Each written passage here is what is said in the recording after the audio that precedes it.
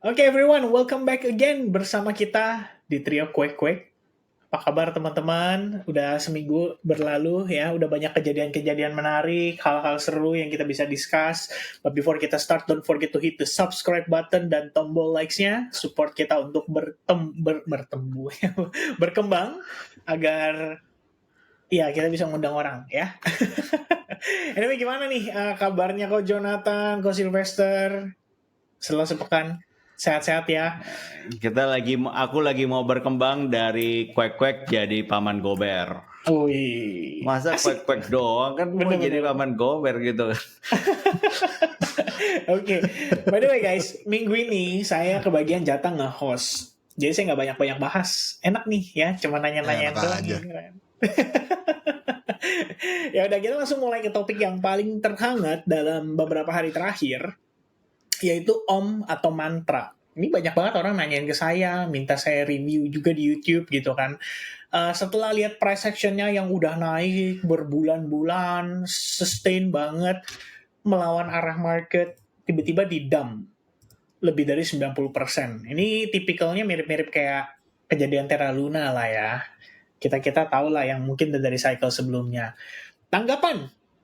Nah, mungkin pertanyaannya ke Ko Sylvester dulu nih. Ko Sylvester, kan kalau Terra Luna dulu itu bikin market pesimis ya dengan kripto.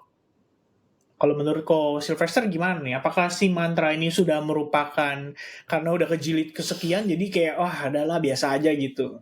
Gimana tuh kok? Iya kalau gue pribadi sih gue nggak terlalu kaget ya. Tapi gue yakin ini sih hit bagi believer crypto sih. Believer crypto maksudnya orang yang masih percaya investing long term ke altcoin, ke project-project yang benar, ke ya impian masa depan kripto gitu.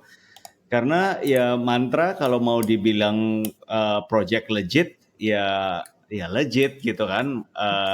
Dari roster kerjasamanya ada banyak nama besar, dari niche yang dia pilih RWA ya Exactly. yang katanya masa depan kripto. Sekarang kita muter-muter kan. Pertama katanya Dipin udah turun kan, ternyata GPU-nya mungkin nggak terlalu se-hot itu. Habis itu meme coin, ternyata meme coin banyak yang rungkat juga. Betul. Harapan terakhir yang terakhir tuh AI sama RWA kan. RWA itu yang lebih serius gitu. Yang orang-orang pikir wah ini kayaknya serius. Kayaknya jalannya pelan tapi pasti, tapi kayak ada masa depan. Rungkat juga. So sad gitu, maksud gue. Ya gue sedih sih. Gue pribadi gue sedih sih lihat ini. Cuman ada banyak pelajaran behind the scene di balik layar yang kita bisa tangkap dari sini tentang dinamika market, tentang cara market maker main, cara project main, gimana cara mereka bikin harga naik, dan ternyata buyback nggak sebagus yang kita pikir. Tapi gue jelasinnya mungkin nanti gitu ya. Coba lanjut ke yang lain dulu deh. Ya, kalau kok Jonathan gimana nih kok? Tadi kok Sylvester ngejelasin sedikit soal kondisi ya sektor lah ya, RWA atau RWA dan AI sebagai harapan ya. Ini saya kasih tanggapan sedikit. Mungkin kita juga kurang tepat lah ya kalau kita generalisasi gitu kok. Jadi nanti timbul pertanyaan nih, waduh kalau gitu Ondo Finance yang di backup sama BlackRock bisa scam juga dong atau rug pull juga ya kan? Itu pasti kan kekhawatiran tuh. Nah kalau menurut kok Jonathan gimana nih? Apakah hal tersebut yang harus ditakutkan gitu loh? Apa harus dikhawatirkan? Apa semua project crypto tuh sama gitu? Semoga enggak. Kalau semua project kripto sama mantra kita pegang Bitcoin aja kali ya. Iya. Ya tapi yang fakta-faktanya adalah memang karena memang dunia kripto ini wild west ya. Belum terlalu ada yang cowboy. It's a new type of instrument. Kita bisa mentokenize, bisa issue sebuah token dan punya smart contract control di mana token ini bisa diprogram. Terus orang-orang fundraising dengan cara-cara yang berbeda. Terus mereka cara vestingnya beda, cara mereka alokasi ke kayak presale buyers itu berapa, VC berapa, itu kan kayak sebuah ranah yang sebenarnya memang lumayan wild west gitu kan. Nah, yang pasti adalah sebenarnya Om ini udah nyangkut lah di mata-mata kita ya, kayak karena waktu market lagi sepi, market lagi pada turun, kok dia bisa nanjak sendiri, dia bikin all time high lagi, Betul. all time high lagi, all time high lagi. Nah sebenarnya itu sendiri udah sebuah red flag ya, kayak kita di dunia kripto juga kayak wah ini something wrong nih kayaknya, dia bahkan koreksinya nggak dikasih. Dan bener aja kelihatannya ada supply control yang berlebihan gitu kan. Biasanya tipe-tipe chart yang seperti ini adalah berarti yang megang supply-nya tuh sebuah entitas yang megang banyak banget gitu lah, itu istilahnya. Kan kita bisa ngeliat di sini kan bener-bener kayak nggak dijagain lah harganya gitu. Nah cuma cara jagain chartnya cuman gimana? Cuman dengan supply control. Kalau a party gitu ya, a majority beberapa individu udah bisa megang 90% dari supply, circulating supply, of course ya 10%-nya ini kemudian dia bisa manipulasi gitu. Nah itu mungkin pelajarannya sih buat gua. Kalau yang token-token yang too good to be true, yang benar-benar outperform market, outperform Bitcoin, itu bisa aja jadi red flag gitu. Nah makanya kemarin sebenarnya di Twitter ada beberapa tuh yang kayak udah mulai nuduh-nuduh kayak wah ini clear, jangan-jangan token-token ini nih sama nih cara mainnya nih gitu. Bandit semua gitu ya. Iya, naik terus nih gitu, udah mulai ada yang curiga. Nah ya nggak tahu ya kayak gimana, cuman I think ini pelajaran buat teman-teman yang mungkin ngeliatin mantra naik terus malah FOMO. Betul. Please be cautious gitu lah ya. Token yang sesungguhnya, yang sejati itu harusnya kayak Ethereum gitu ya Jo. Oh gitu ya, down only. Ya gue nanya lu, habisnya kan kalau naik dicurigai, mencurigakan. tapi turun. Jadi lebih gimana meyakinkan. itu? Kalau turun lebih meyakinkan. Menarik juga nih. At least Iya, dengan iya. itu kemarin Sol lagi ke liquidate sih, Omnya malah all time high gitu kan, kayak Iya. stuff like that lah ya. Iya. Oke, ya itu masukan tuh teman-teman ya buat yang pada cycle pertama. Sebenarnya kalau dari saya pesannya adalah jangan cintai dan nikahi koinmu sih. Ya, kamu boleh suka nih sama satu project gitu ya. Tapi jangan terlalu gini. Kita udah pernah ngerasain. Saya ngerasain ya. XRP Army ya kan. XRP Army, kemudian ada geng ya, kemudian ada ya pokoknya ETH Maxi, Bitcoin Maxi, terus terakhir Solana. Kalau Solana dulu julukannya Solahek ya. Ada nggak sih Gitu ya? arminya? Ada nggak arminya kok? Nggak tahu sih kalau saya. Cuma Solana, gue nggak pernah iya. dengar Solahek ya. Nggak pernah. Iya.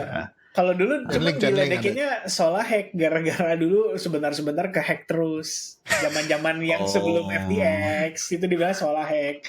Nah cuman kan itu army itu adalah kumpulan komunitas yang nge-hold token itu kan.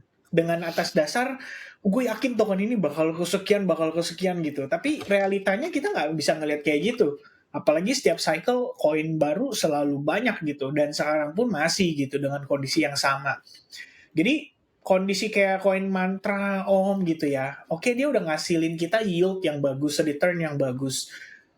I think personally pastinya taking profit berkala itu adalah langkah tepat gitu loh untuk dilakukan.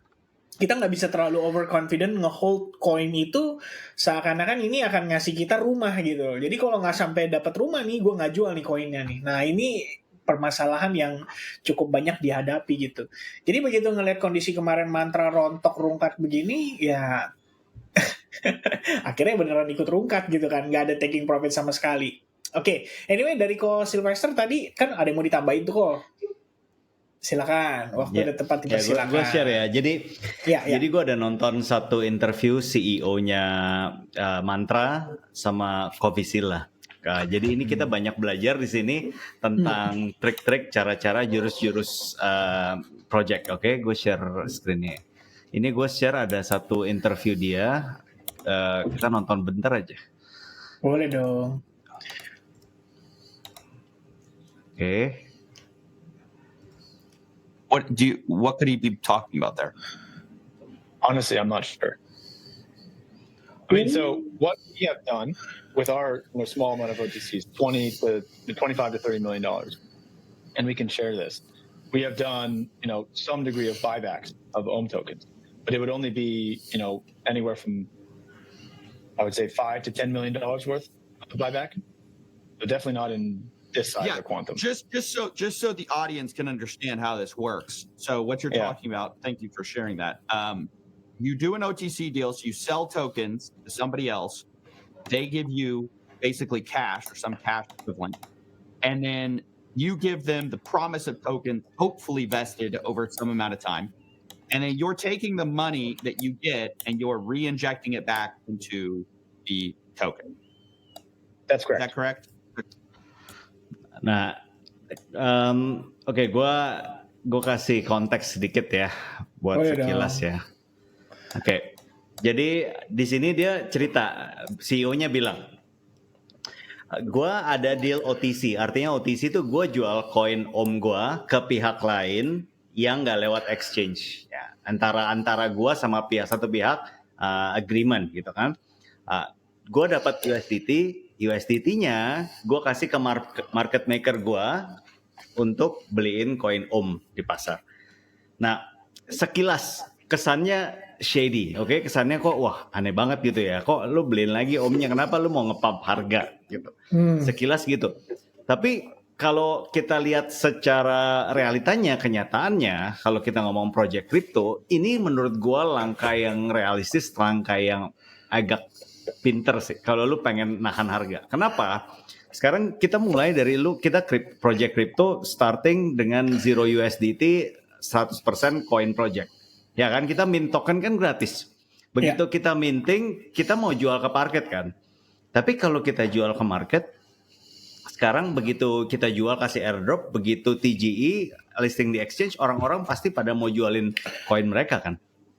Kita harus siap tampungin koin kita, harus siapin beliin koin dari orang kalau kita nggak mau harga koin kita turun. Karena kalau harga koin kita udah turun di awal, tambah turun terus, naikinnya PD-nya orang akan koin kita juga jadi rendah. Susah, betul. Jadinya caranya gimana? Lu harus punya bantalan USDT buat tahanin di bawah kan? Supaya beli, harga naik, orang pede, ya kan? Caranya gimana? Itu dia caranya. Itu cara pertama yang kita belajar dari bosnya Ohm gitu. Sebagian dari uang yang kita dapat dari jual OTC itu kita pakai buat nahanin lebih kasih ke market maker kita. Jadi harganya stabil, ditahan, nggak turun. Karena rata-rata project sekarang yang umumnya kalau pendekatannya simple, lebih apa adanya, ya udah, gue jual koin gue dapat duit seberapa, ya gue pakai aja untuk operasional gue. Gitu, gue nggak mau keluarin uang ekstra buat nahalin bahan bantalan bitnya koin gue. Akhirnya koinnya turun terus kan? Iya. Nah, padahal tahu nggak guys, Ohm ini juga ada program staking. Ada staking, ada bunganya juga. So Ohm ini bukannya kayak project spesial yang inflasinya rendah, enggak. Ohm ini juga project yang sama, inflationary gitu. Inflation, orang staking Ohm dapat Ohm. Tapi caranya dia supaya dia bisa bikin koinnya dari $1 ke $9 jadi top 10 atau top 20 market cap, itu caranya tuh. Gitu, itu pelajaran pertama yang kita dapat gitu. Itu in a way ya, kalau gue nggak yakin emang ini bisa sustainable. Maksudnya sekarang kalau harganya naik terus, orang yang udah beli OTC-nya pas unlock, dia mau jual di harga segitu, berat juga kan sekarang. Market maker yang nahanin kan, harganya udah tinggi gitu, dijualin gitu. Gimana ceritanya? Nah, ini masuk lagi ke pelajaran berikutnya. Kisahnya Ohm ya. Orang-orang yang udah beli OTC ini semua ternyata ini bukan deal sembarang OTC loh guys. Ini cuman deal pre-seed. Wajar kan? Pre-seed kan emang jualan OTC. Jadi mereka pas eventnya pre-seed, mereka jualin koin mereka yang orang dia lagi ngomongin tadi. Pas event pre-seed ini belum selesai unlocknya nih. Baru akan unlock bentar lagi kalau nggak salah bulan depan drop gitu kan. CEO-nya sih nggak mau ngaku gitu ya. Tapi kayaknya kebetulannya agak aneh juga gitu kan. Nah, dan bentar lagi mereka mau jualan OTC yang berikutnya pas namanya event mereka Seed. Gitu. Nah, di sini ternyata kripto tuh nggak straightforward, nggak selurus yang kita pikir, guys. Iya. Jadi si CoffeeZilla kan mau cari tahu sebenarnya ini orang dalam atau tim yang ngedump atau gimana sih sebenarnya? Apa sih yang terjadi gitu? Bosnya bilang enggak. Koin tim gue semua masih di lock, masih di vesting. Lu bisa lihat wallet gue nggak ada keluar apa-apa, gitu kan? CoffeeZilla nanya, tapi jangan-jangan ini dari OTC orang-orang OTC lu yang lu udah jualin ini yang ngedump nih, ngejual. CEO-nya bilang enggak, gitu kan? Kelihatan nggak ngedump, gitu kan? Nah bingung lagi dari mana? CoffeeZilla bilang mungkin nggak ngedump karena kalau lu jual di market $100 juta, seharga $100 juta gitu, nggak ada yang bisa nampung, market makernya nggak sanggup kan? Caranya gimana? Nah cara yang umum, yang sangat umum yang kita udah sering lihat adalah yang terjadi sama Curve juga. Kita ambil ambil koin kita loanin, kita utangin gitu. Kita pinjam USDT gitu. Misalnya di Aave atau dalam kasus ini di OKX ya, bukan di Binance nih, kejadian besarnya di OKX. Taruh di OKX, dapat bunga kan? Nah, tapi kan ada harga likuidasi tuh. Dapat duit kan, kita harus bayar bunga, dapat USDT. Tapi kita harus jaga-jaga supaya posisi kita nggak kena likuidasi. Ya. Nah, tapi kalau gue udah dapat USDT, kita ngomong barang besar, dapat harga lebih murah daripada harga gue pinjemin, kan gue beli OTC ya. Ya udah gue taruh aja, gue diemin aja. Kalau harganya turun, gue kena likuidasi ya nggak apa-apa. Kan gue udah dapat USDT. Iya, gitu kan. Harganya dengan perhitungan gue beli anggap aja di harga $0,1 harga TGE. Gue loan di harga misalnya $9 pas lagi tinggi-tingginya. Ya harga likuidasi gue mah masih jauh lebih tinggi dari harga gue beli, gue masih untung, ya kan? Itu yang terjadi kan? Nggak peduli gue. Nah, akhirnya apa? Akhirnya biasanya kalau kayak gitu, yang kena repotnya siapa? Yang kena repotnya ya OKX atau pihak yang ngutangin. Kalau yang kejadian hyperliquid ini kan begini kira-kira kan? Kenapa OKX yang pusing? Karena begitu harganya turun di bawah harga likuidasi, OKX kan harus putusin kontrak dia kan. Dia harus ambil. Sekarang omnya ini jadi punyanya OKX. Gue punya banyak om, tapi gue gak bisa jual di market. Di market gue gak bisa jual, bantalannya tipis kan. Jadi gimana nih kata OKX? Ya gue yang simpen duitnya gitu kan. Bad debt namanya. Gue yang pegangin omnya deh. Setiap kali kemana-mana gue hi om gitu kan. Cewek juga gue sama om. Iya. Ini mekanisnya ya yang teman-teman rata-rata ini umumnya ini mungkin nggak terlalu hubungan sama om tapi mumpung nih seru. Tapi CEO-nya bilang enggak ada begitu tuh. Gitu kan? Iya. Artinya semua koin yang kita jual OTC itu masih kelihatan di wallet. Lu bisa lihat di wallet. Jadi bukan dari koin OTC gua, gitu kan? Bukan dari sana. Nah, bingung lagi kan? Tanya lagi sama CoffeeZilla, market maker lu yang jangan-jangan jualin barangnya. Jadi kan market maker dipinjemin koin tuh. Dipinjemin koin sama om kan buat market making. Jangan-jangan koinnya dia jualin OTC kan. Nah itu udah dibantah lagi, terbukti di research sama Zach XBT. Kata Zach market makernya ternyata nggak jualan. Itu kan tuduhan pertama tuh. Laser apa gitu. Laser digital kalau salah. Bukan mereka yang jualan. Nah, gue baru pernah lihat satu video CoffeeZilla tuh bingung. Jadi yang jualan siapa gitu. Ya kan biasanya dia ngerti kan. Dia bisa nyecernya kan. Tapi ditanya-tanya bingung. Jadi siapa? Nah, mungkin gue bisa jadi King Kong. Jadi gue bisa kasih alternatif siapa yang jual, oke? Alternatifnya gini nih, gue share screen ya guys ya. Ini sih agak simple mechanics mungkin ya, ujung-ujungnya simple mechanics, tapi gue nggak tahu. Itu nambahin tadi tuh yang kalau Sylvester jelasin yang soal utang ya guys. Jadi kalau misalkan kalian bingung, gampangnya misalnya kalian punya rumah nih, terus kalian ya gadein lah gitu surat rumahnya ke perbankan. Tapi ntar setelah hutangnya jatuh tempo kalian nggak bayar. Karena yang penting kalian terima cashnya gitu. Kurang begitu kan kok. Jadi yang repot Iya, banknya gitu kan. Iya, harus jualin cari rumahnya. pembeli buat rumahnya. Betul, Iya. cuman ini masalahnya token nih, dan tokennya udah didam. Harganya udah Iya. hancur. Iya, benar-benar. Nah, Soko. oke, ini mantra ya.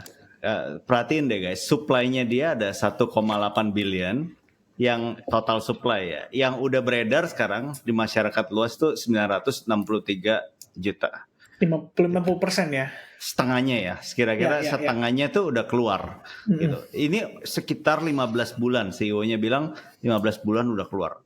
Ya antara staking, antara beli di exchange, itu yang umumnya yang sama market making. Market making jumlahnya nggak banyak, dia bilang cuma sekitar 1% dari totalnya. Oh Nah. ya? Ya, dan jadi bisa jadi turun 90% ini kenapa? Ini karena kombinasi antara dua hal sih. Dua hal apa? Satu, pertama market making dananya untuk nahan itu tipis. Iya. Jadi bantalannya tuh tipis. Buat nahan, buat koin dengan market cap berapa tadi ya? Market capnya 1, tunggu dulu ya, berarti pas lagi tinggi-tingginya itu sekitar 18 miliar, 9 miliar dolar yang circulating supply pas lagi $9 kira-kira. Itu market cap yang lagi udah beredar tuh koinnya 9 miliar dolar.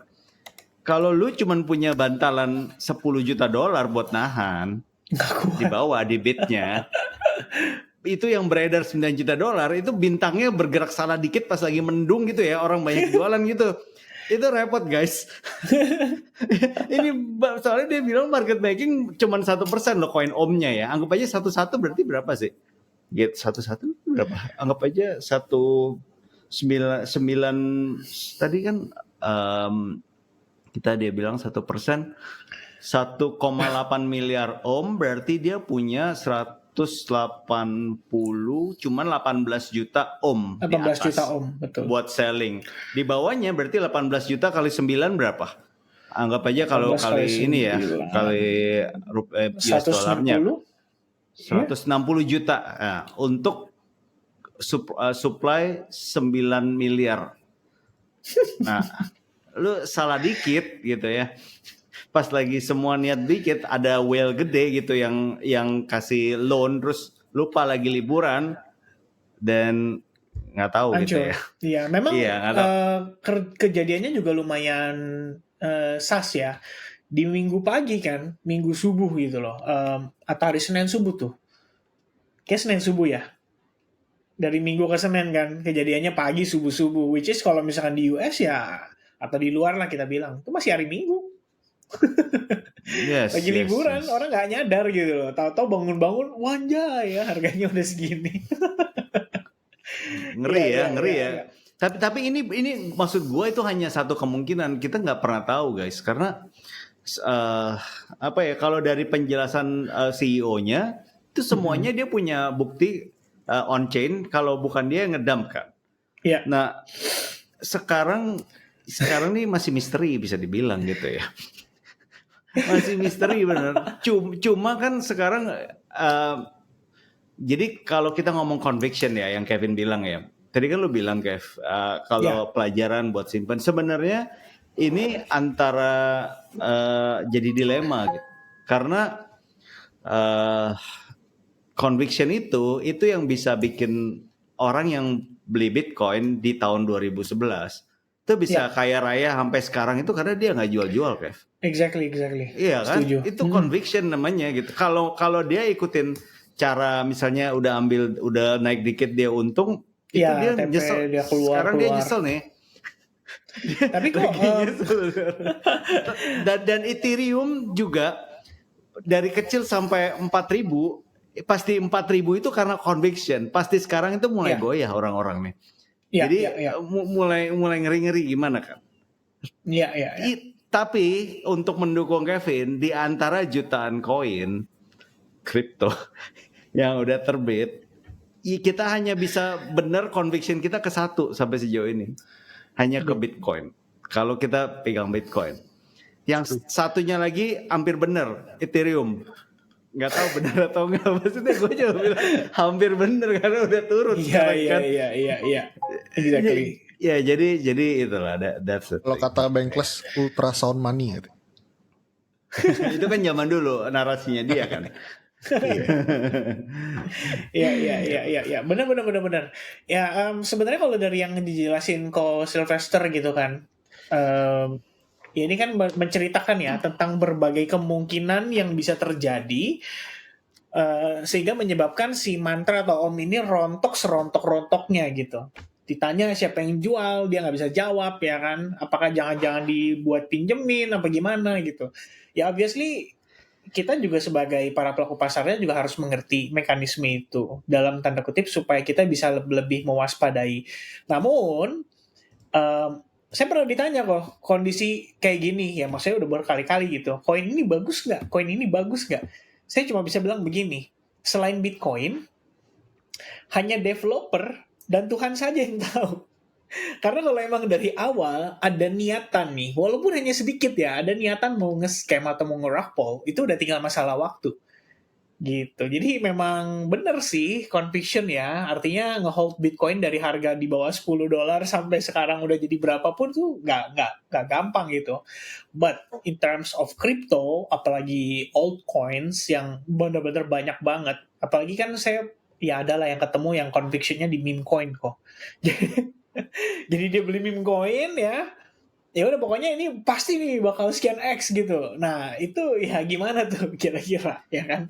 Kalau kondisinya seperti itu kan ya obviously ya questionable gitu. Nah sekarang nih yang ada use case-nya aja bisa begitu. Bener gak ibaratnya? Kalau saya berpandangan seperti itu tuh gimana tanggapannya kok? Tapi Jono conviction-nya kan di coin AI dan kita belum tahu. Ini Jono back-nya tuh hampir semua di AI XBT kan. Back-nya kalau tesis gue enggak dong. Actually AI agent ya. Tesis gue nggak ada di AI.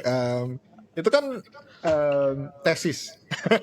Tesis kalau tahun ini salah satu sektor yang bakal outperform Bitcoin itu harusnya AI gitu. Ya untuk setelah itu kan Januari ya waktu itu kita ngomong kalau sekarang udah mulai goyah tuh.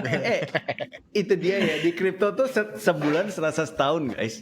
Gitu nggak berasa itu dari semua gitu, dari conviction, dari fisik. Lu lihat ada fotonya si yang pacarnya SBF yang udah kayak tua banget kayak nenek sihir gitu setelah masuk kripto gitu kan. Sebelumnya seger bro. Sebelum di kripto seger.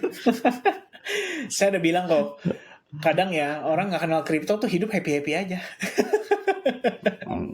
Enggak dong, harus kenal kripto dong. Harus kenal kripto. Oh iya benar. Gimana sih kripto channelnya? Gimana sih harus kenal kripto lah gimana?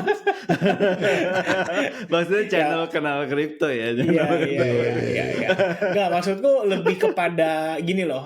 Kadang yang namanya orang kan coba-coba ya kan, dia terjun tapi dia tidak punya cukup pengetahuan, akhirnya ya itu yang mungkin jadi pasangannya SBF tuh, jadi kelihatan kok ruwet banget gitu ya, tapi giliran sebelum kenal kripto happy aja hidup gitu. Ya oke. Tunggu nih, gue jadi inget ya, lanjutin dikit aja ya. Oke. Tahu nggak, ini juga salah satu star syndrome di kripto tuh, kita harus hati-hati banget guys. Jadi maksudnya apa? Maksudnya gini, kalau star syndrome itu kan kalau orang itu kelihatannya ngetop, sukses, pegang jabatan tertentu di suatu industri, kita kan otomatis berpikir secara simpelnya berarti itu dia jago kan. Dia keren nih, dia hebat, dia udah make it gitu kan. Jadi otomatis itu refer dia gitu. Trik dia gimana, kemampuan dia, pokoknya dia jadi idol kan, idola. Lo tahu nggak? Gue pernah lihat ya, dan kayaknya masih ada sekarang, video wawancara pacarnya SBF tuh lagi di interview sama YouTuber. Itu gimana tips and trick trading dia atau enggak? Jadi pas lagi jaya-jayanya tuh ya, pas lagi FTX kan trading armnya apa namanya ya, depannya M gitu, gue lupa itu, yang dipegang sama si pacarnya kan. Saya kurang tahu. Alameda. Pas Alameda lagi top-topnya itu depannya dia sampai datang ke Dubai itu diwawancara.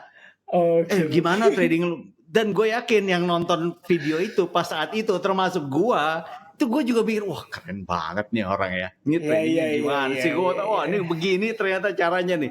Wah jadi gue tuh jadi kayak kita bisa terinspirasi gitu. Ternyata it's all bullshit kan.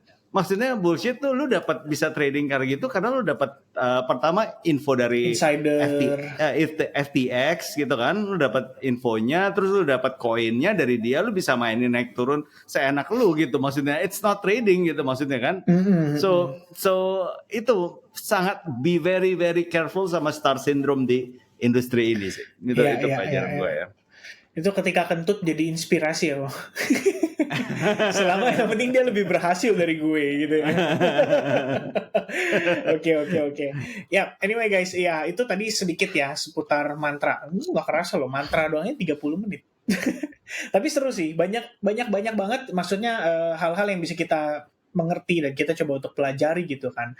Ya pastinya kan teman-teman juga punya pikiran dong. Aduh, gue ke depannya gue gak mau salah pilih token nih gitu. Ya sebenarnya kalau dari saya mungkin sedikit masukannya tadi ya lebih kepada oke, kita punya conviction, but at least money managementnya juga I think harus proper sih. Artinya kita risknya kita, gimana kita mainkan capital kita juga itu cukup penting. Jadi bukan sekedar beli, tunggu nanti sekian baru gue jual gitu, nggak ada dijual sama sekali. Ya saya pikir even Vitalik aja jual Ethereum ya. Ya nggak ya. Tanya dulu nih, confirm nih ya kan. Ya maksudnya dia juga jual gitu loh. Jadi orang kita eat maxi, gue nggak mungkin bilangin iya itu gue eat maxi. Oke. Anyway, kita lanjut. Jadi gini, pertanyaan berikutnya kita move on dari Om ya, mantra. Karena kita ngomongin altcoins, Bitcoin dan ya semua aset lah di crypto market gitu. Mengharapkan Jerome Powell ngasih petunjuk, ya kan? Karena kan udah mulai hot nih, omongan resesi lah, begini. Ternyata kan, I think minggu lalu ya kita ada ngomongin soal Trump ngegocek market gitu kan. Dia Liberation Day dia bilang dia mau kenain tarif secara merata. Seminggu setelah Liberation Day tiba-tiba tarifnya di pause 90 hari. Nah sekarang US China juga udah mulai mau ada omongan nih, udah mulai hot. Mungkin negosiasi bisa beres. Artinya kan sebenarnya kan Powell itu mengkhawatirkan inflasinya masih bisa naik. Makanya dia tidak ngasih petunjuk kapan nih dia akan pangkas suku bunga. Nah, tanggapan kalian gimana tuh soal kondisi tersebut? Apakah ini artinya kita udah benar-benar nggak ada hopium lagi nih? Karena, pernah dengar istilah frase sell on May and go away kan? Artinya during summer time, market itu kecenderungan low volume, low volatility, karena summer holiday. Dan setelah saya cari tahu ternyata itu sampai September panjangnya summer holiday di US itu bisa selama itu. So, ini April tanggal 17 dan satu-satunya harapan terakhir Jerome Powell semalam pun itu nggak ngasih clue. Kira-kira gimana guys? Ya, I think market udah jenuh, butuh hopium. Dan teman-teman trio kuek-kuek yang nonton juga masih, wah ya, gue butuh hopium. Kita pengen tahu gimana kira-kira Ko Sylvester atau Ko Jonathan. Can you give us hopium? Mungkin dari Ko Jonathan dulu. Gimana Ko? Go Joe. Aduh. Hopium ya, tunggu mikir dulu. Enggak. I wanna share something yang ya dari kemarin gue udah coba ngeliatin juga ya bareng-bareng sama teman-teman semua. Pairwatch Tool. Ya kan ini apa nih? Ini 1 minggu yang lalu dia sempat actually ekspektasi untuk no change itu turun. Terus ekspektasi untuk ease itu naik. Itu kan waktu Trump lagi gila-gilanya ya sama Cina. Terus market udah kelihatan reaksinya. Kita semua expect kalau wah jangan ada kemungkinan nih di Mei nih kayaknya ini gitu. Pas Om Powell ngomong langsung spike lagi nih, udah hampir 90% market Meyakini. expectation kalau no change ada di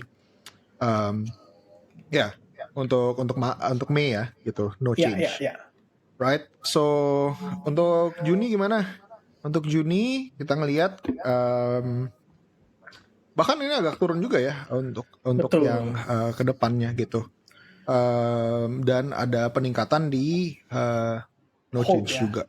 Ya, hold. So that's what the market expects. Dan of course itu juga sentimen akan bleeding ke pasar ya. Karena kalau convictionnya market seperti itu, ya price action juga kemungkinan besar akan seperti itu. Dan like I said, tesis gue adalah pokoknya sebulan sebelum market expect akan ada rate cut, ya high probability, I think kita akan highly kemungkinan akan sideways gitu.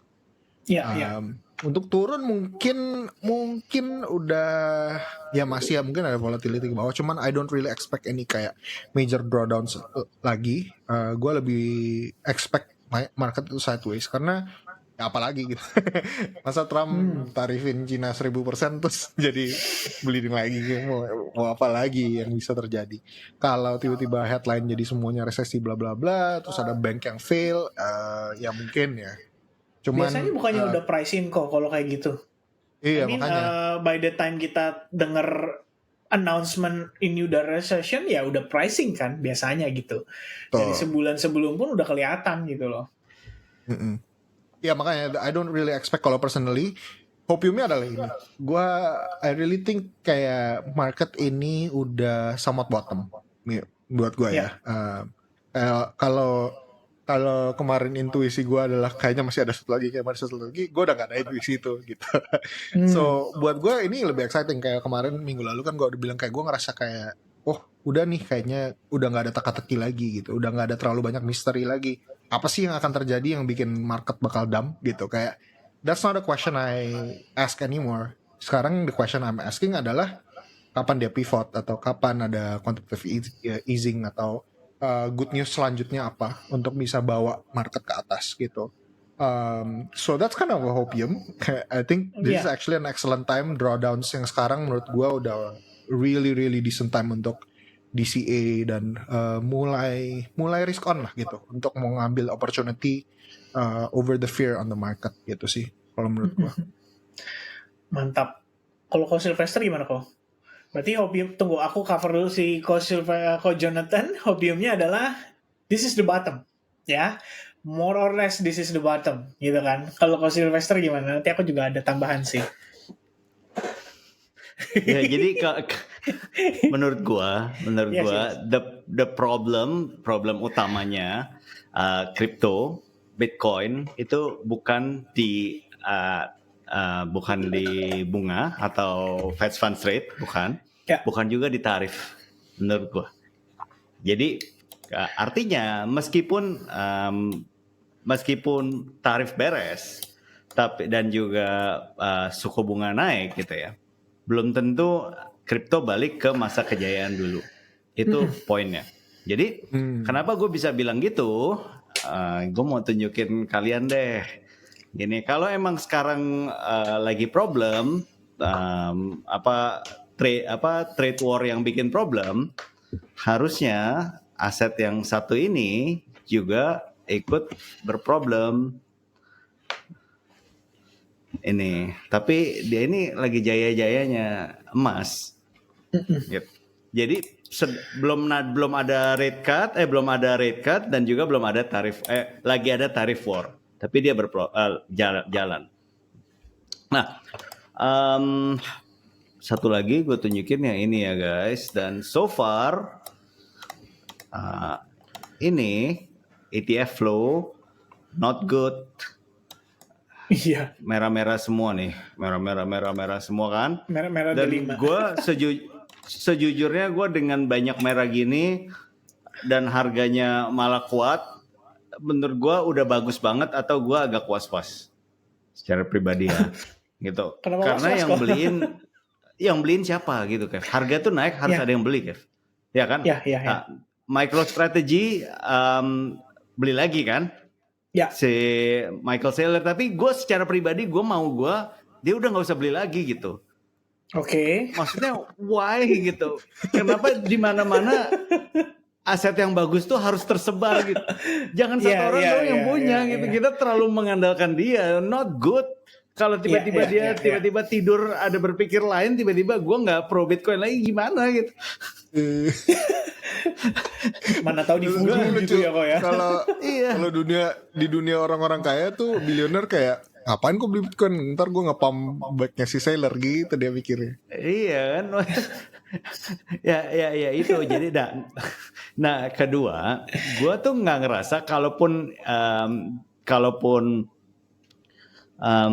ada efek Bitcoin gitu, gue lebih ngerasa Bitcoin tuh lebih cocok bisa dibilang betanya Nasdaq. Betanya Nasdaq artinya dia bukan aset yang orang cari kalau ketika orang ketakutan. Iya. Ketika orang rakus, orang nyari Bitcoin.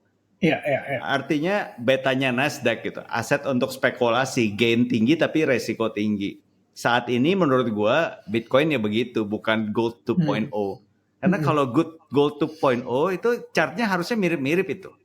Dengan emas ya. Kan? Chartnya pergerakannya harusnya naik mirip-mirip, so simple kan. Dan juga kalau misalnya guys gue nanya, kalau kita lagi ngomongin Bitcoin, terakhir kali lu lagi ngomongin Bitcoin sama teman atau sama siapa, yang lu ngomongin apa? Kira-kira harganya keberapa kan? Ya kan? Spekulasi.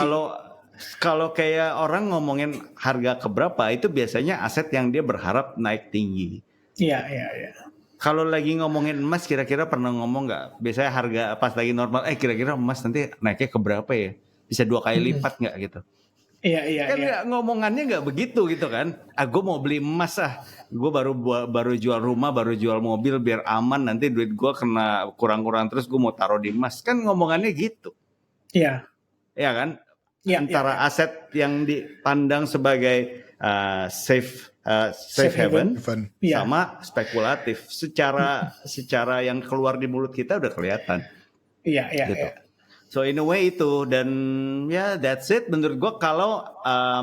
Kalau tarif kalau bunga turun, yes bakal ngefek, tapi bukan karena dia hubungan sama tarif. Jadi balik lagi ke pandangan gue yang minggu lalu, gue nggak merasa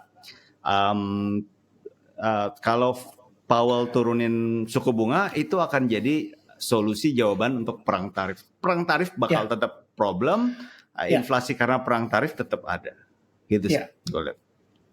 Oke, baik. Berarti nggak ada hopium kok? Ya itu hopiumnya. Michael Saylor nggak boleh beli lagi gitu. Iya. Oke. Jangan beli lagi Michael Saylor. Oke, aku nambahin ya. Ini sih sebenarnya apa yang ada di pikiranku saat ini gitu loh. Kita kan belakangan lagi tahu nih kalau emas itu udah nggak tahu ya, ada orang mengkorelasikan bahwa FOMO-nya orang-orang di Indonesia nih terhadap emas itu sebagai pertanda kalau emas itu udah top. Berarti sebentar lagi koreksi gitu, sebentar lagi retracement. Nah sebenarnya emas XAU local London terutama ya, kita tahu nih recently dia mencapai all time high for the first time loh. Udah lama banget gitu kan, akhirnya dia all time high. Biasanya sih kalau tadi Ko Jono bilang kan udah mulai saatnya ke risk on asset gitu. Sebenarnya kalau kita ngelihat secara pandangan besar ya atau gambaran besar tarif, nanti aku tunggu tanggapan teman-teman ya. Tapi aku ceritain dulu. Tarif awalnya hot. Oke, Kanada, Meksiko, kemudian merembet ke Uni Eropa, merembet ke China, merembet ke satu dunia, Liberation Day. Habis itu Trump bilang, oke, gue pause tarifnya 90 hari. Ternyata kita bener, tebakan kita semua, kita ngomongin Trump itu sebenarnya pakai tarif itu cuma buat leverage. Jadi modelnya begini, dibikin drama. Aduh aku korban nih, Amerika selama ini baik loh sama kalian, ngasih kalian keuntungan, dagang di tempat kita tuh kalian murah, nggak kena tarif gini. Kita selalu defisit gini. Oke kita kenain tarif, habis itu gimana kalau kita nego? Ya, supaya nggak gua kenain tarif, gimana kalau kita nego? Ya pakai alat itu sebagai dia punya leverage nih. Jadi orang negara-negara lain kan mau ngikutin maunya Trump. Kira-kira begitu ya. Lebih jago juga apa kayak actingnya tadi keren juga sih gua. Keren banget acting. Ya, berarti kan lebih kurang gitu tuh. Negara-negara ya udah kita nego deh, mau lu gimana gitu. Banyak kan negara-negara udah datang, Jepang apa segala macam. Tinggal yang alot itu China saat ini. Nah sebenarnya kalau misalnya China juga akhirnya nego dan somehow dapat titik tengahnya, yang terjadi berikutnya tuh ekspektasinya adalah para pelaku pasar, investor di seluruh dunia, terutama US lah kalau kita bilang, itu berpikir, oke, eranya tarif sudah beres. Akhirnya kita dapat penjelasan yang terang nih ya, bahwa ini sudah diterangkan ya, bahwa ini ya tarif udah nggak bakal jadi masalah kita lagi gitu. So kedepannya apa yang kita pikirin? Ya udah, kembali lagi ke pertumbuhan ekonomi, ngomongin soal inflasi, bla bla bla, balik lagi ke sana. And then ya mereka punya spare cash lebih untuk sekarang ditaruh di investment. Artinya udah nggak ada reason buat mereka hard buying di gold. So maybe gold somehow mencapai all time high itu udah nunjukin kalau satu dunia ini sekarang lagi bener-bener ngerasa bahwa uncertainty ini the only solution hanyalah gold gitu. I mean dollar index kita lihat rontok akhirnya kemarin DXY di bawah 100 itu kan berarti dollar somehow bukan safe haven. Saat ini banget. Oke, and then UST atau treasury obligasi itu lonjak naik yang 10 tahun 4,5%, yang 30 tahun sampai di atas 5%, artinya UST dijual, dibuang gitu loh. Gak ada demand di situ, makanya angka rate-nya malah naik gitu kan. Dan ini kan problematik, karena Trump sebenarnya pengennya UST-nya turun supaya dia bisa refinancing, bayar hutang kan. Maka sebenarnya kita melihat kalau orang-orang itu takut US default, nggak bisa bayar hutang. Kalau sampai US default, nggak bisa bayar utang, so buat apa gue pegang dolar gitu loh? Buat apa gue pegang USD? Gue udah nggak percaya nih dengan ekonominya. Opsinya apa? Ya untuk safe haven cuma satu, emas gitu. Nah tapi kan dengan ngelihat kondisi begini, ya saya nggak tahu ya apakah Trump akan pivot gitu loh, bahwa dia menyadari nih kalau efek samping dari actionnya dia itu sangat-sangat ekstrim, bisa bikin satu dunia itu akhirnya berpivot dari dolar, dari USD, jadi cuma megang emas. Gitu kan kira-kira ya. Nah, kalau misalkan kemarin ya banyak lah ya kita obrolan kan ibu-ibu di Indonesia ya. Begitu toko emas buka lari-lari pada rebutannya buat beli emas. Apakah itu tandanya top ya kan? Ini kalau di kripto FOMO kayak begini nih. Cuma ini bedanya realita nih langsung di dunia nyata nih FOMO kayak begini nih. Yeah, so I think so I think somehow kalau memang ini adalah kita ngelihat ya, somehow ini bisa nge-trigger either Federal Reserve atau si Donald Trump yang pada akhirnya mengalah untuk mengambil keputusan yang lebih lunak. Ini sebenarnya adalah momen di mana kita maybe soon yang akan ngelihat dollar index bottoming and somehow XAU atau gold maybe ya waktunya untuk dia correction gitu. Ya kita nggak ngomong di dump sampai yang kayak om atau mantra ya, karena kalau gold kayak gitu sih kayaknya nggak mungkin deh ya.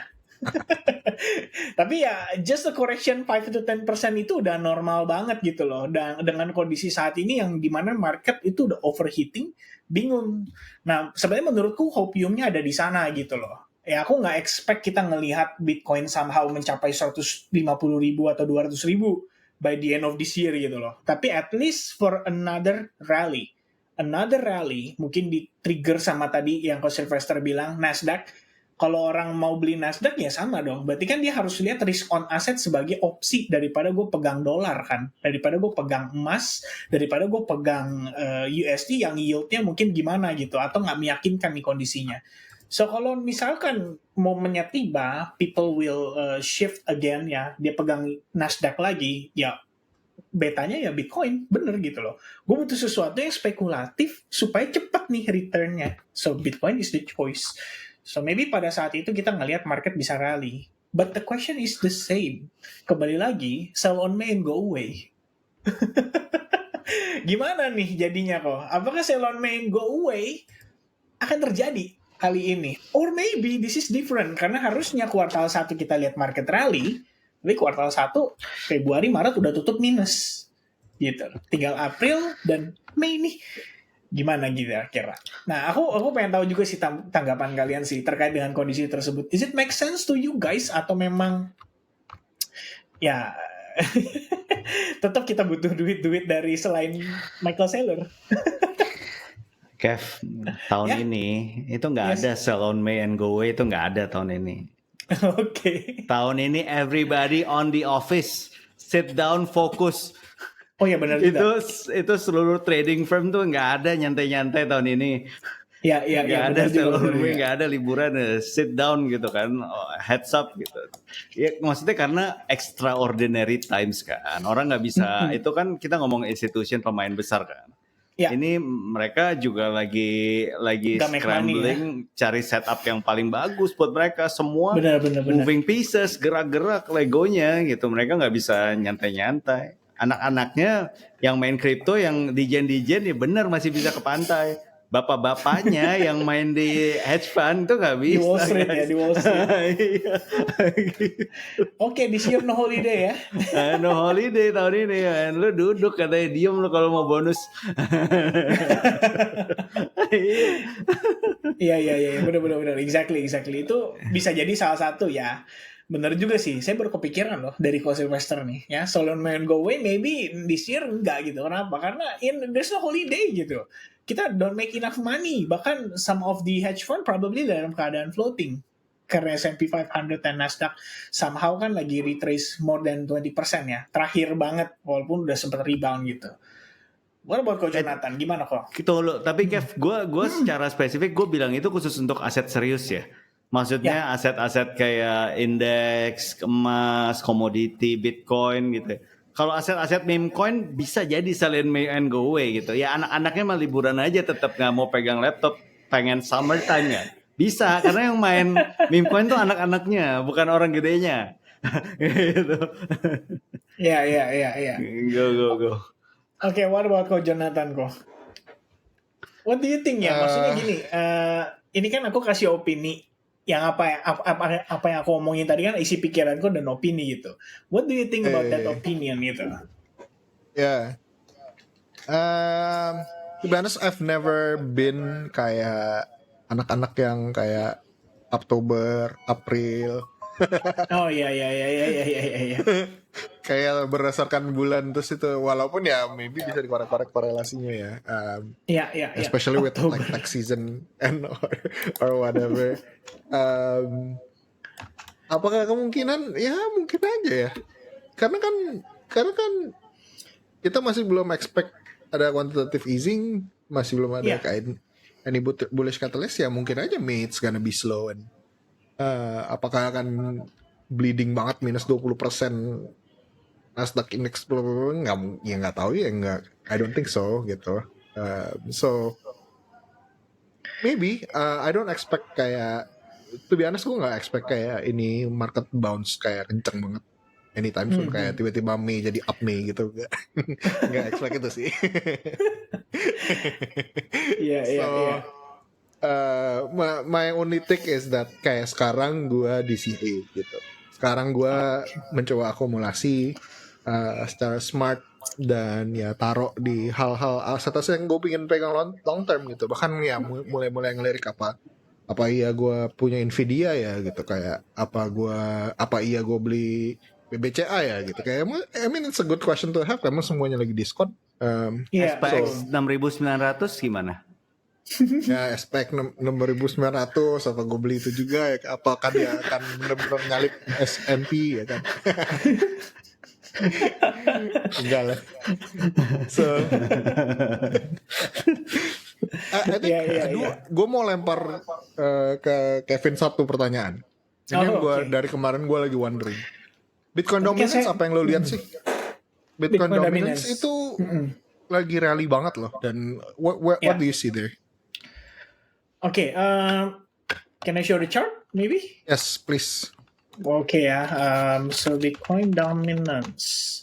Ini sebenarnya interesting sih. I mean, kalau misalkan historical, harusnya a year after halving itu umumnya kita ngelihat Bitcoin dominance tuh rontok gitu kan. Ya, what's the reason gitu? Ya simple banget gitu. I mean, ya setahun setelah halving kan Bitcoin rally, ya orang baru mulai kenal kripto, masuk ketika Bitcoin udah di puncak, so easy to get hype gitu kan. Dan akhirnya setelah orang lihat Bitcoinnya, waduh udah tinggi banget ya, berarti apa nih ya, beli apa nih gitu ya. Of course jadinya alternative coin gitu yang dipilih kalau misalkan berdasarkan previous cycle. But this time different gitu loh. So far kita udah jalan dari bulan Januari ya sampai dengan ke bulan 4 ya sekarang, itu kita udah naik lagi gitu loh. Bahkan sampai mencapai, bisa dibilang ya kalau misalkan berdasarkan TA-nya sendiri 64.3% atau 64.4% ini merupakan Fibonacci 0,79%. Ini kalau misalkan kita lihat ini udah level ekstrim gitu. Saya nariknya dari sini by the way. Dia dari top kita bawa turun ke bawah tuh. Ya, ini udah level ekstrim bahwa titik ini tuh merupakan titik di mana dia masih bisa kita katakan valid sebagai lower high. Ya kira-kira begini gitu. Jadi kita bisa expecting ya at least dia turun gitu sebetulnya. Nah kalau misalkan dia tembus dari situ gimana gitu loh. Nah secara struktur ini artinya kalau ada orang bilang benar-benar bahwa cycle kali ini berbeda, probably yes gitu loh. This cycle totally different karena orang udah lagi nggak ngelirik alternative coin, mereka benar-benar beli Bitcoin only sebagai pegangan mereka di dalam crypto market, and then altcoins ya udah sekedar buat spekulasi gitu. Nah maka sebenarnya kalau kita ngelihat korelasinya dengan situasi yang dulu, kita harus berpikir bahwa Bitcoin itu harus tetap rally dulu gitu. Jadi ketika Bitcoinnya rally, ini nih yang namanya orang-orang ini itu udah nggak boleh FOMO gitu loh. Kita nggak perlu nih ngelihat mereka banyak-banyak beli pada saat Bitcoin rally gitu. I mean, iya kalau mereka sekarang belanja bagus, tapi kalau nanti Bitcoinnya udah rally, mereka baru mulai belanja. I think that's the mistake gitu ya. Dalam artian kalau misalkan sampai itu yang terjadi ya Bitcoin dominance nggak akan turun gitu. Tapi kalau misalkan satu titik kita ngelihat ya Bitcoinnya rally, somehow ETF-nya slow aja, ya buat para pelaku pasar kripto yang baru probably akan coba cari alternatif, like the name gitu kan, namanya alternative coin gitu. So kita baru bisa ngelihat dia rontok gitu. Paling tidak itu sih sebenarnya bayangan yang aku lihat gitu ya dengan kondisi saat ini. Dan kalau secara price action sendiri memang ini lumayan gimana ya? Kalau kita lihat dari historical data juga ada momen di sini kita ngelihat sebelum di akhirnya rontok itu memang ada kondisi di mana dia harus nanjak dulu gitu. Ini terjadi di akhir tahun 2020. So we can see that we have a very strong spike ya kan di 79% before finally dia rejected baru kemudian dia drop gitu. Apakah kali ini akan sama juga gitu kan? I mean setelah kita ngelihat dia rontok dalam, this is the process gitu. Ya more or less this is the process sama. So this could be the lower high gitu. Itu ekspektasinya gitu. Tapi ya again ya tadi yang saya bilang kita harus lihat juga korelasinya dengan situasi yang dulu. Apakah situasi kali ini bisa serupa gitu. Padahal sebenarnya kalau kita lihat dari yang 12 bulan ya. Saya ada cerita ya sama teman-teman beberapa kali juga. Secara siklus kayak gitu. Jadi kita ngelihat ini 3 naik, 1 turun gitu. 3 naik, ekspektasinya berarti tahun ini harusnya turun gitu ya, bukan naik. Gitu. Kenapa? Alasannya ya sebenarnya cukup sederhana, yaitu Bitcoin sudah rally. Dan sebenarnya sejauh ini udah tepat. Sampai dengan terakhir kita kembali ke situasi 2020 Desember pada saat a moment before inauguration ya, Bitcoin memuncak di situ. Ya kan, memuncak di sana. Sayangnya setelah Jerome Powell melalui Federal Reserve mengungkapkan bahwa dia tidak menggunakan SEP yang sama, jadi market kaget gitu. Oh 2025 katanya mau 4 kali rate cut-nya, ternyata cuma 2 kali. Di situ akhirnya Desember memuncak top gitu. Cuman yang saya curious adalah why marketnya nggak beralih ke altcoins. Mestinya sepanjang Desember, Januari, before inauguration, before Trump mulai ngomongin tarif, di situ momen terbaiknya. Mestinya di situ. And that's my personal opinion gitu ya dengan kondisi saat ini. So right now, yang saya butuhkan adalah again ya, Bitcoin harus rally dulu. Saat Bitcoin rally, udah capai satu titik, oke nih, topnya gitu ya. Market start aware seperti biasa ya kan, attention kan kembali ke Bitcoin lagi. Bitcoin gila ya tembus 100.000 something nih, bakal ke segini, tapi udah ketinggian nggak mungkin beli sekarang. So kita ngapain? Ethereum jawabannya, ya kan? jangan Ethereum karena dia stable coin. Nah, sama kayak XRP ternyata ya kan. Begitu orang-orang udah mulai ngecap X stable coin, baru dia ngepump. Ya who knows ya kan, who knows gitu. The reason I ask, gue fascinated banget sama ngelihat si Bitcoin dominance chart ini. I think buat gue take away-nya adalah ini kayak bukti bahwa ETF itu change the game for me. I think that's kind of where my head is at, kayak ETF change the game, dan di cycle itu beda, itu proof by Bitcoin dominance, how this Bitcoin dominance chart played out. Karena berubah. Itu kayak there's no, kayak nggak ada spike, ini bener-bener kayak candle kecil, literally month to month atau day to day itu orang pada converting maksudnya larinya ke Bitcoin gitu. Kayak it's just fascinating for me, kayak sebagai orang yang udah kayak mengharapkan altcoin alt season gitu kan, kayak udah cycle ketiga nih gitu kan, trying to like repeat the same pattern in terms of kayak gitu. I think this one is fascinating. Satu lagi sih buat gue ya Jo ya, ini bukti kalau retail market, the majority of market itu gets wrecked on altcoin. Gitu. Maksudnya kenapa? Sebenarnya kita bukannya nggak lihat ada rotasinya. Misalnya ada, tapi mungkin nggak seperti dulu. Ada orang dari Bitcoin udah naik, coba jual, coba masuk altcoin ada. Tapi ujungnya apa? Ya ujungnya wreck gitu. Uangnya jadi hilang. Hilangnya kenapa ya? Kena OM lah. Nanti kena hyperliquid yang likuidasi. Pokoknya those kind of things gitu, kena yang koinnya presiden Argentina, hal-hal gitu yang bikin uangnya hilangnya terus dibawa keluar gitu, nggak masuk keputar ke dalam koin lagi, ke dalam kripto lagi gitu. Ya jadinya cycle-nya terputus. Itu menurut gue sih pemangku kepentingannya beda ya kok ya. I mean kalau dulu kan kita retail to retail. Ya. By the way, gue juga mau nanya nih Kev, pertanyaan gue buat Kevin. Jadi saya ditanya ya. Ya harus nih.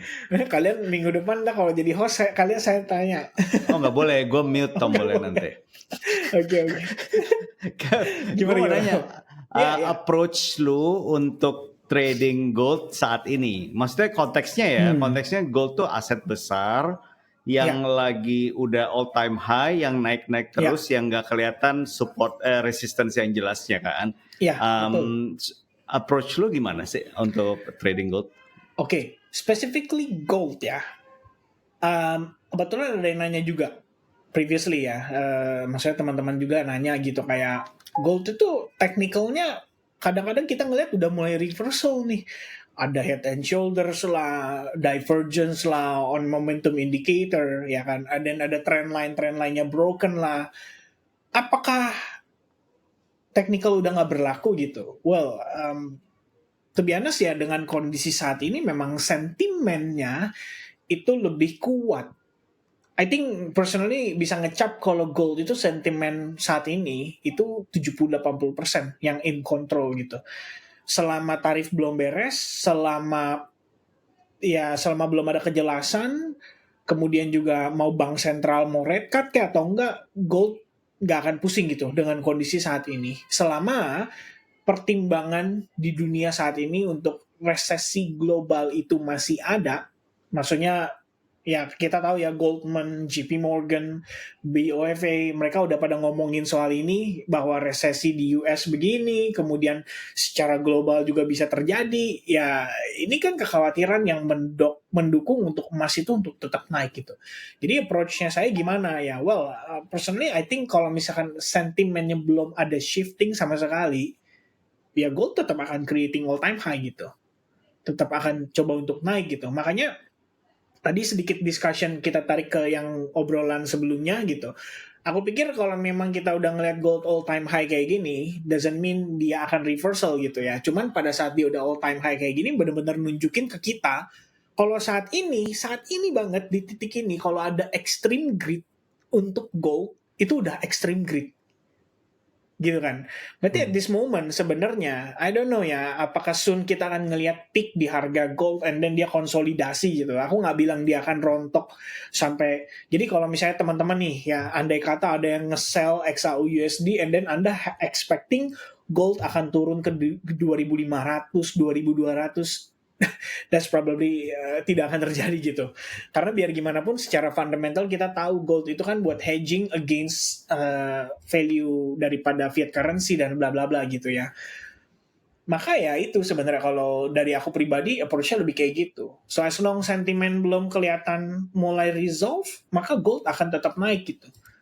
Nah, nggak, maksud gua kalau dari segi trader itu lu ngegambar nggak atau lu jauhin gold, atau kalau lu mau masuk jadi gimana gitu analisanya? Oke. Aku simple kok. Sentimen belum berubah artinya aku look for buy. Karena aku percayanya gold akan bullish gitu. So ya aku gambar, tapi gambar yang aku cari itu lebih kepada contoh ya level support. Kemudian dia create higher high nih ya, where's our retracement gitu loh, di kira-kira di area berapa nih good untuk kita nyari bidnya gitu. Lebih kurang begitulah ya, lebih kurang begitu. Jadi ketika kita lagi ngelihat trend bullish ya of course kita hanya cari area-area yang sekiranya good discount buat kita join the market gitu kira-kira kok. Siap. Oke, thank you.